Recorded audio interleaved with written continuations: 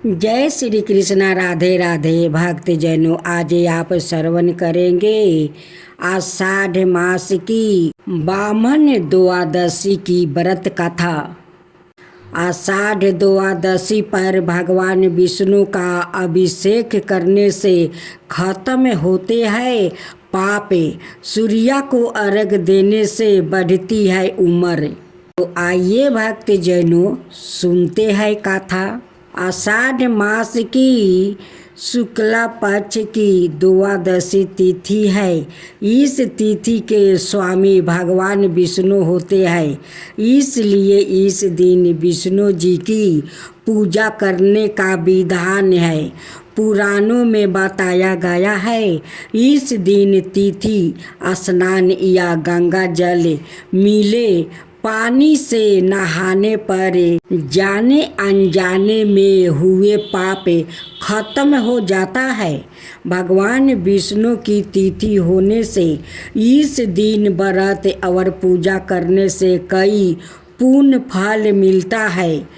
नारद पुराण का कहना है कि द्वादशी तिथि पर भगवान सूर्य को अर्घ देने और 12 नाम बोलते हुए सूर्य को प्रणाम करने से दोष खत्म होते हैं, बीमारियां दूर होती है और उम्र भी बढ़ती है।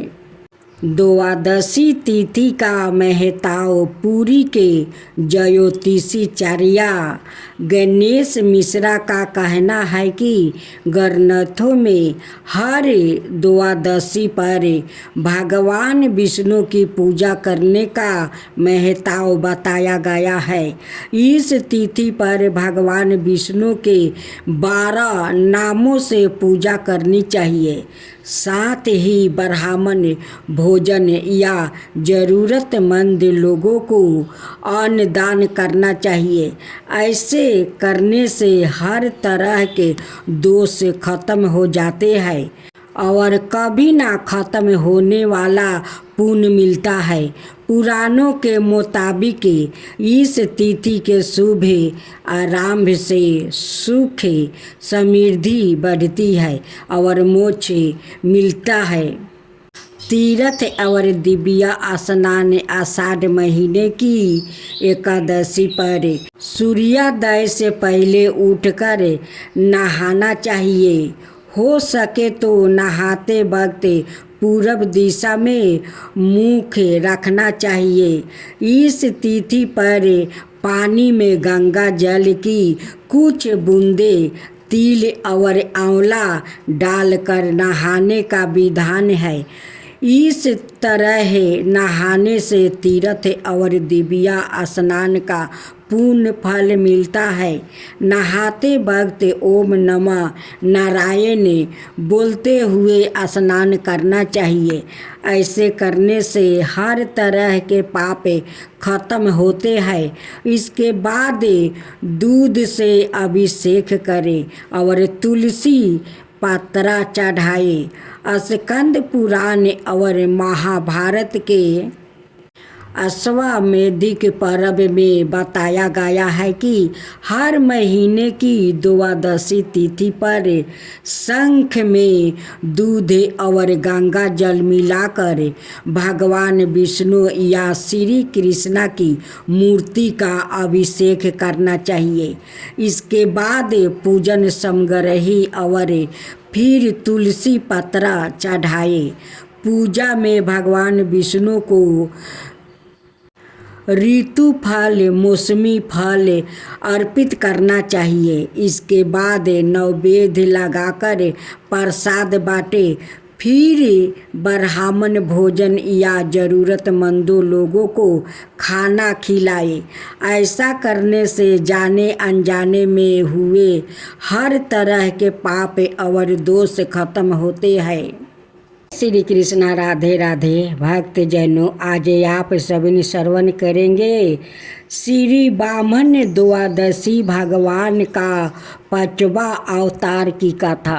श्री वामन द्वादशी एक हिंदू त्योहार है।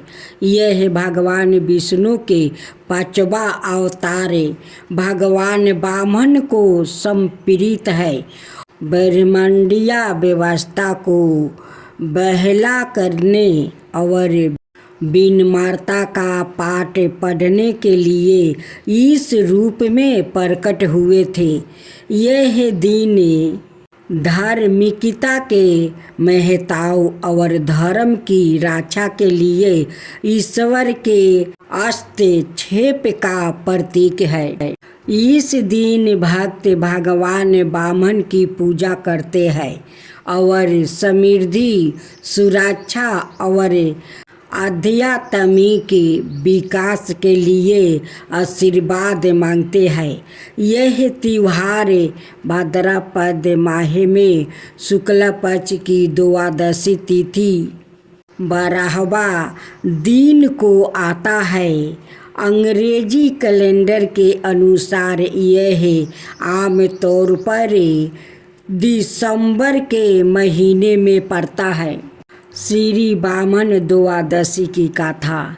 श्री वामन द्वादशी की कहानी बलि नाम के राक्षस राजा के इर्द गिर्द घूमती है, जो अपनी बहादुरी और उदारता के लिए प्रसिद्ध था। बलि ने स्वर्ग और पृथ्वी पर विजय प्राप्ति की। देवता उसकी शक्ति से भयभीत थे। एक राक्षस के रूप में भी बलि भगवान विष्णु का भक्त था, जिसने उसे अजय बना दिया। देवता सहायता के लिए भगवान विष्णु के पास गया और उन्होंने एक बोने ब्राह्मण के रूप में अवतार लेने का फैसला किया। भगवान वामन यज्ञ के दौरान बलि के पास गया और उनसे 3 पग भूमि मांगी। वामन के अनुरोध से प्रसन्न होकर बलि ने सहमति दे दिया, लेकिन जैसे ही बलि ने हामी भरी, बेना विशाल काया बन गया। उसने अपने पहले कदम से स्वर्ग को नाप लिया, दूसरे पग से धरती को, तीसरे पग के लिए जगह नहीं बची। इसलिए बलि ने अपना सिर आगे कर दिया। बेनों ने अपना पैर बलि के सिर पर रखा और उसे पाताल में ढकेल दिया। बलि की भक्ति और विनम्रता से प्रसन्न होकर भगवान विष्णु ने उसे पाताल लोक का राजा बनाने का आशीर्वाद दिया और ओणम के त्योहार के दौरान उसे अपने राज्य में आने की अनुमति दिया। यह कहानी अहंकार और शक्ति पर विनम्रता और भक्ति की जीत का प्रतीक है। यह सिखाती है कि ईश्वर की इच्छा के आगे समर्पण करने से परम भक्ति और शांति मिलती है। और एक कथा। वामन जयंती भगवान विष्णु के वामन रूप में अवतार दिवस के उपलक्ष्य में मनाई जाती है। वामन जयंती वर्ष में 2 बार मनाई जाती है। एक बार चैत्र मास की शुक्ला द्वादशी तिथि को और दूसरी बार भाद्रपद के शुक्ल पक्ष की द्वादशी तिथि को। भगवत पुराण के अनुसार वामन भगवान विष्णु के 10 अवतारों में से 5वां अवतार थे और त्रेता युग में प्रथम अवतार थे। वामन अवतार को भगवान विष्णु का प्रमुख अवतार माना जाता है। श्री भागवत पुराण में वामन अवतार का उल्लेख मिलता है। कथा के अनुसार एक बार देवताओं और दानवों में युद्ध हुआ। इस युद्ध में देवता दैत्यों से पराजित होने लगे। दैत्यों ने अमरावती पर आक्रमण करना शुरू कर दिया। तब इंद्र भगवान विष्णु के पास गया और मदद की गुहार करने लगा। तब भगवान विष्णु ने मदद का वादा किया और कहा कि वो ब्राह्मण का रूप धारण कर माता अदिति के गर्भ से जन्म लेगा।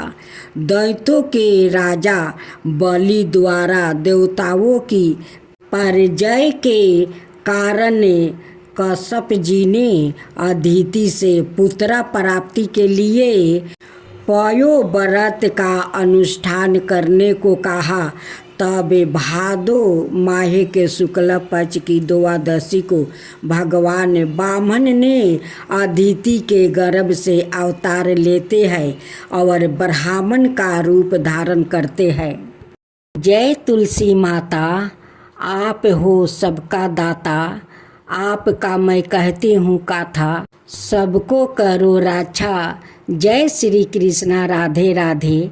भक्त जनों, आज आप सुनेंगे माँ तुलसी की व्रत कथा। तुलसी माता और एक छोटी बच्ची की करुणा और चमत्कारी कथा। बहुत समय पहले की बात है, जब पृथ्वी पर धर्म धीरे धीरे क्षीण हो रही थी। पाप का भार दिन पर दिन बढ़ता जा रहा था और लोग भगवान के मार्ग से भटकते जा रहे थे। किंतु वही एक छोटी सी गांव में हिमालय की लटहाटी के पास एक निर्मल स्थान था। उसका नाम था शांतिपुर। वहाँ हर प्राणी प्रकृति के साथ मिलकर शांति और श्रद्धा से जीवन जीता था। उसी गांव में एक निर्धन ब्राह्मण परिवार रहता था। उसके घर में एक छोटी सी प्यारी बच्ची थी। उसका नाम था भक्ति। भक्ति मात्र 7 वर्ष की थी, परंतु उसके हृदय में भगवान के लिए जो श्रद्धा, प्रेम और स्मरण था, वो किसी तपस्वी से कम नहीं थी। उसकी माँ बचपन से ही उसे भगवान की कथाएं सुनाया करती थी। श्री हरि, विष्णु, माता लक्ष्मी और विशेष कर तुलसी माता की कथा सुनाती थी। भक्ति का एक छोटा सा आंगन था, जिसमें वो तुलसी माता को एक गमले में रोज जल चढ़ाती, उनके चारों ओर दीप जलाकर भजन गाती। उसकी आवाज में इतनी सच्चाई होती थी कि ऐसा लगता था मानो सवाए तुलसी माता उस भजन को सुन रही हो। लोग कहते थे, यह बच्ची तो अवतार है, इसकी पूजा में ईश्वर निवास करते हैं। एक दिन गांव में भयानक सूखा पड़ा। ना खेतों में अन्न था और ना तालाबों में जल। पशु मरने लगा। लोगों गांव छोड़कर जाने लगे। भक्ति का परिवार भी भूख और प्यास से पीड़ित था। उसकी माँ उसे कहा, बेटी, अब तुलसी को जल चढ़ाना बंद कर दो। हमारे पास एक बूंद भी पानी नहीं बचा है। भक्ति की आंखों से आंसू बहने लगी। उसने माँ से कहा, माँ, आप मुझे कुछ भी दो या ना दो, लेकिन मेरी तुलसी माता को जल जरूर चढ़ाऊंगी। मैं अपने लिए नहीं, इनके लिए कुछ भी सह सकती हूँ। वो रोज सुबह नदी की ओर जाती है, जो अब लगभग सूख चुकी थी। जमीन खोद कर जो थोड़ी पानी मिलती थी, उसी से 2 बूंदे जल निकाल कर वो तुलसी माता को चढ़ाती थी। एक रात जब भक्ति अत्यंत थकी हुई थी और भूख से उसका शरीर कांप रहा था, वो तुलसी के पास बैठकर रोने लगी। उसने हाथ जोड़कर कहा, हे तुलसी माता, यदि मैं कभी आपके लायक रही हूँ, यदि मेरी पूजा में कोई सच्चाई रही हो तो कृपया इस गांव को बचा लीजिए। जब दुखी है माता, आप तो माँ है। उस रात जैसे ही भक्ति ने आंखें बंद की, एक दिव्या प्रकाश पूरे आंगन में फैल गया। तुलसी के पौधे से एक अद्भुत तेजस्वी स्त्री प्रकट हुई। उनकी आंखों में करुणा, चेहरा शांत और सिर पर हरि का आशीर्वाद था। वो थी तुलसी माता। सवाई माता ने भक्ति के सिर पर हाथ रख कर कहा, बेटी, तूने जो प्रेम से, जो श्रद्धा और जो स्मरण दिखाया है, वो त्रिलोक को हिला देने वाला है। मैं तुझसे प्रसन्न हूँ। तुलसी माता के आशीर्वाद से अगले ही दिन आकाश में बादल घेर आया और बहुत वर्षा बाद में तेज वर्षा हुई। तालाब भर गया, खेत लहरा उठा, गांव में फिर से जीवन लौट आया। गांव के लोग यह देखकर तंग रह गया। सब भक्ति के पास आकर कहने लगे, तेरी श्रद्धा ने भगवान को पिघला दिया। बच्ची भक्ति ने मुस्कुराकर कहा, मैंने तो सिर्फ माँ को पुकारा था। तुलसी माता ने भक्ति को वरदान दिया, तू इस जीवन में मेरे चरणों की सेवा करेगी और अगले जन्म में तू सवाए मेरी अंश बनकर धरती पर जन्म लेगी, जहाँ तेरा विवाह सवाए भगवान से होगा। यह कहकर माता अंतर्ध्यान हो गई। भक्ति के जीवन में सदा तुलसी का वास रहा। उसने अपना सारा जीवन सेवा, प्रेम और भक्ति में लगा दिया। युग बीते, समय चला, भक्ति का पुण्य जन्म एक पवित्र रूप में हुआ। बिंदा के रूप में जो आगे चल कर तुलसी बन गई और जीवन विवाह भगवान शालिग्राम रूपी विष्णु से हुआ। तभी से हर घर में तुलसी माता को भगवान विष्णु की पत्नी का दर्जा मिला। हर घर आंगन में तुलसी विराजने लगी और आज तक जब भी कोई सच्चे मन से तुलसी माता की पूजा करता है, भक्ति की ओ पुकार, उसकी श्रद्धा तुलसी माता के हृदय को स्मरण करती है। हे तुलसी माता, जैसे आप उस भक्ति को पुकार सुना, वैसा ही सबको पुकार सुने। हे माँ तुलसी, सबको पुकार सुने। जय जय तुलसी माता, जय जय तुलसी माता, सब जग की सुखदाता वरदाता। जय जय तुलसी माता, जय जय तुलसी माता, सब योग के ऊपर, सब रोग के ऊपर, रुझ से रक्षा करके भाव तराता। जय तुलसी माता, रुझ से रक्षा करके भाव तराता। जय तुलसी माता। बाहु पुत्री है सयामा, सुरबली है गारामा, विष्णु जो तुम के सेवे सो नर तर जाता। जय जय जय तुलसी माता, जय जय जय तुलसी माता। हरि कैसे सभी राजते, त्रिभुवन से हो बनती थी। पतिति जनों की तारानी तुम्हें हो भी खाता। जय जय तुलसी माता, जय जय तुलसी माता। लेकर जन्म बिजन में आई दिव्या भवन में, मानव लोगी तुम्हीं से सुख सनपति पाता।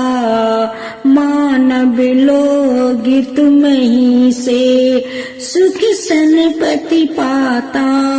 जय जय तुलसी माता, जय जय तुलसी माता।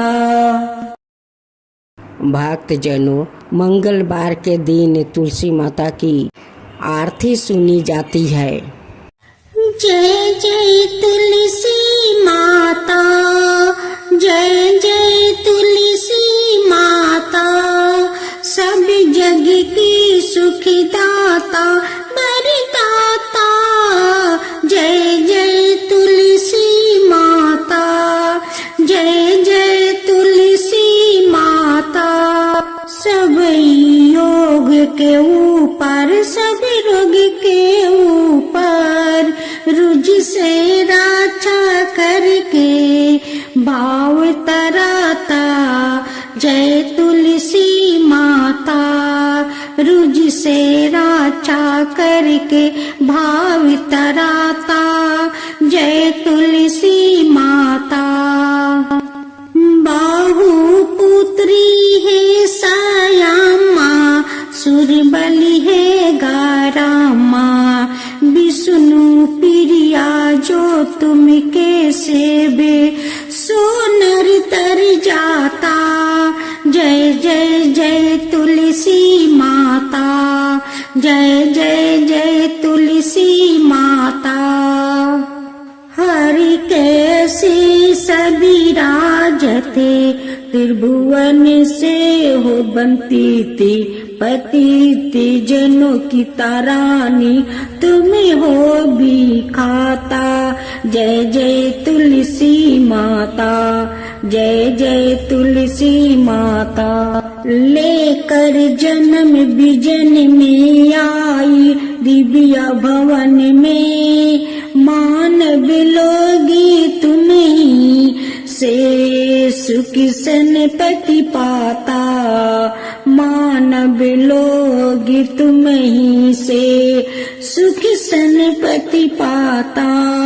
जय जय तुलसी माता, जय जय तुलसी माता। जय तुलसी माता, मैया जय तुलसी माता। निस दिन करती हूँ पूजा तेरी तुलसी माता। निस दिन करती हूँ पूजा तेरी तुलसी माता। जय जय तुलसी माता, जय जय तुलसी